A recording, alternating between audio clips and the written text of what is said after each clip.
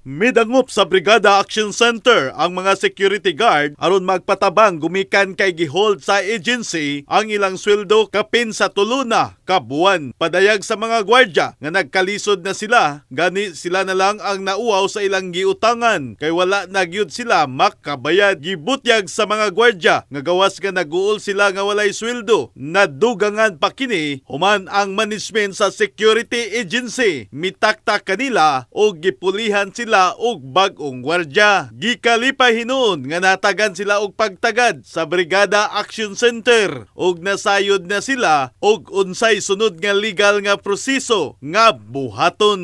In the heart of changing lives, ako si Brigada Alan Tangkawan sa 90.7 Brigada News FM Cebu, the Music and News Authority.